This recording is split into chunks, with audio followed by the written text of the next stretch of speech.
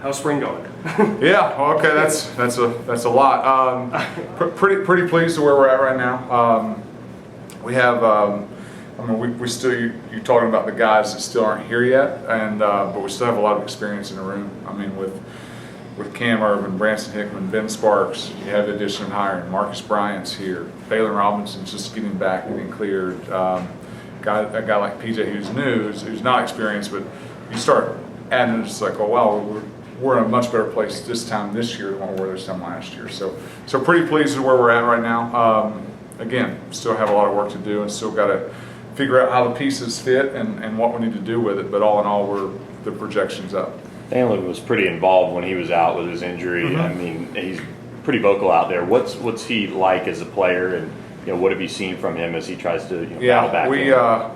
We lost a coach, gained a player with Thalen. And really, last spring, Thalen was probably our time. He was playing better football than Marcus Bryant was this time last spring, and then had the freak accident with his back. And again, Thalen's a guy that it's almost like when you coach and leave the game, you get to watch it, and you kind of get to watch it from that 10,000-foot view. And you get back in, and it's like, oh wow, it slows down for me a little bit now. And I think that's kind of where Thalen's at. And again, today was his first day where it was like full go, you're in it. But at the same time, like, he's a guy who he has okay ability, great size, and excellent smarts, excellent intelligence for the game, great anticipation, and I don't know whether it's going to be guard or tackle, and it's really wherever we need him because he is versatile like that. But he's going to be a guy that should help us this fall. On signing day, Coach Lashley referred to Hyrin White as a right tackle, and it's easy for us to look and see that you've got two gigantic tackles in him and Marcus. Are there characteristics that make one better suited for one side than the other, or is it just Marcus was already on the left side, so Hyrin slots on the right? It. I mean, Marcus had a pretty solid year last year at left tackle, and Hyrin played right tackle his whole time in Missouri, so it seemed pretty natural to roll with that instead of trying to uproot it and change it around. But they do have very similar skill sets, and the fact that you look at them, if you change their jerseys, you probably would know who was who.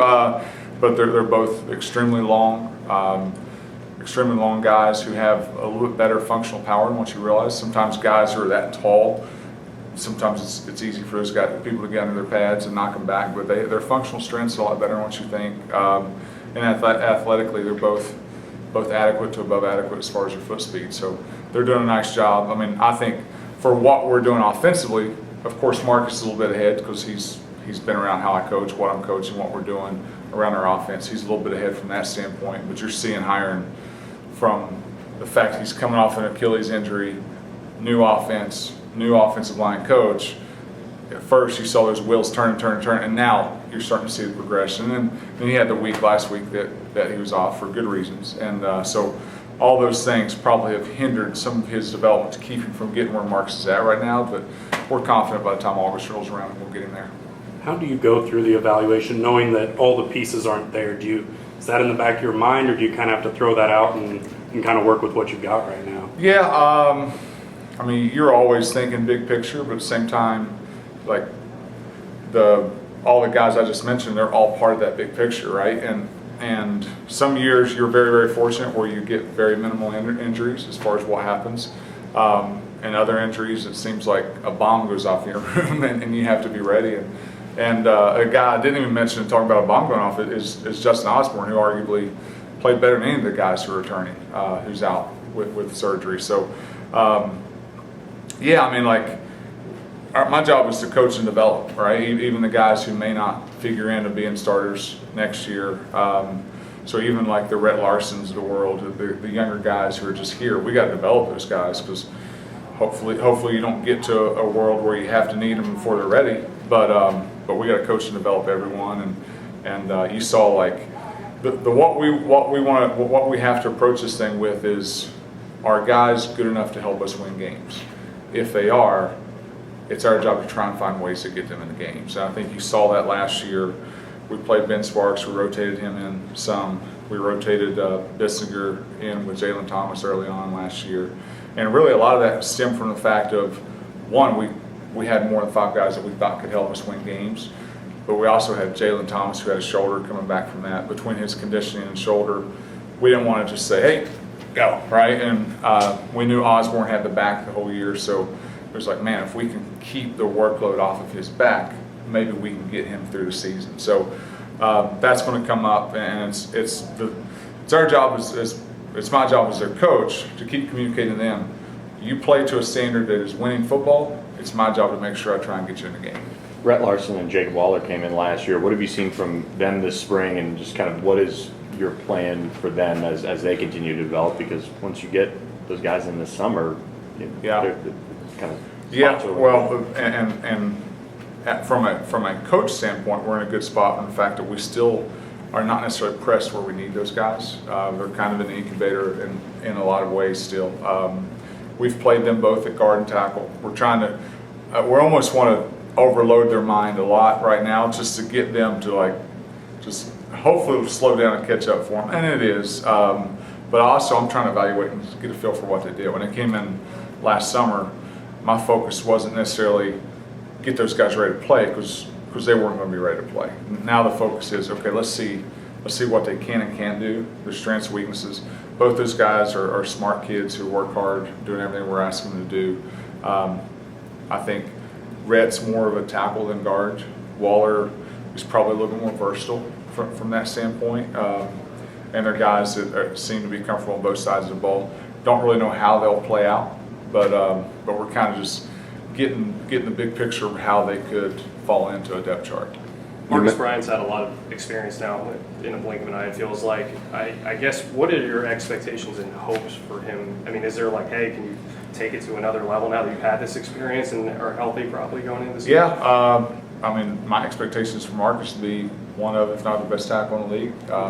Because he was pretty close to that level last year. I mean, he's probably arguably at least top 3 in the league last year. So he needs to, at worst, be top 3 in the league, right? And get better. And everything he's shown, the thing that's been impressive about Marcus is from all the off-field stuff we're asking him to do, he's doing it. Like, we came in, Marcus was ankle stiff. I mean, you saw the stiffness, which is natural for a guy that's that tall. And Marcus, with the guys in the weight room, has just been attacking, and then he's kind of drug Hyrin along with him as far as getting those correctives, getting his flexibility, doing all those things he needs to do to get his body in the position to be as good as he is. So he's been doing that, and his game's reflected that this spring. You mentioned Justin Osborne and your desire last year to reduce the load on his back and get him through the season. Do you have an update on his status, and will that be the approach again this year, getting him through the season, or is he going to be all the way back to 100%? Well, our anticipation, we'd love for him to be all the way back 100%, but at the same time, it's the approach we've had with Justin has kind of been the same with Thalen, from the standpoint of, like, if I said, hey, you have an ACL surgery and everyone knows it's 6 to 9 months and everyone expects by month 7 that you're cleared and good to go. Well, they're saying the same thing with his back. So, but in our mind, we're like, oh, that's a back, right? So we think we'll get him around August, but at the same time, like, that's a back, right? That's kind of unknown territory for me as a coach. I mean, first time I dealt with it, Thalen. So he's a guy that we will have to monitor his health, see how he comes along, see how his back reacts to it. But I feel confident between the guys we have now, Sparks, Cam, and then you're adding, bringing in Logan Parr, bringing in Ja'Kai Clark, those guys, like, you're pretty deep at that guard position where you hopefully don't need him to have to go right away, and then slowly ease him into it and get him when he's ready. What have you seen from Branson Hickman? I know there's going to be more competition coming in this summer for him, but what have you seen from his response? Yeah, Branson's a competitor. He's a guy that, like, he's probably had the best spring of anybody in the room right now. He's played really well. All those stereotypes you talk about, a coach's kid, like, that's what it is. He's got a great feel for the game, understands what we're trying to do from a coaching staff, is a natural leader for those guys. You can see the game is starting to really slow down and calm down for him right now, and that's encouraging. And, like, he's also aware. He knows that we're bringing in Ja'Kai Clark and Logan Parr, who've snapped the football in Power 5 games. So he's aware, but at the same time, he's not scared of competition. He's not backing down.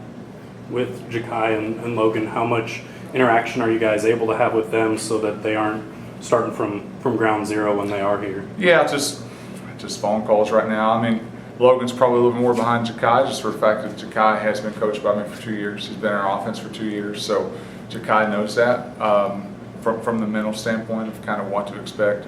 Logan's a little newer. There's phone conversations. Logan was here a week ago. Ja'Kai was here this past weekend, so they've been here. They've been around the guys. But I think the encouraging thing for us is we were able to get Owen Condon and Joe Bissinger in the same time frame ready to play last year. So, and I think, and it may look like that early on, right? It may, like, between Jaylon Thomas not quite physically being where we wanted him and Joe Bissinger not quite mentally being where we want him, we kind of eased those guys both into the rotation last year. And it may be a similar deal with Logan. Depends on how well he catches. He may come here and be a natural and roll, and we have to play him. But we're in a situation where we've got a lot of guys that we feel like can win with, and it's my job to balance that and make sure we control the personalities and make everyone happy and understand that if you play well and you play at a winning standard, then we're going to play you. You mentioned Jaylon Thomas a couple of times. Have you gotten any feedback from NFL scouts about what they envision for him? I haven't, other than just the fact that it'll be inside, most likely center. But he looked really good on his pro day and had a good day. And I know he's in a good place, and his shoulders come around. So he's on track where he needs to be and put himself in a position to compete and go win our roster spot.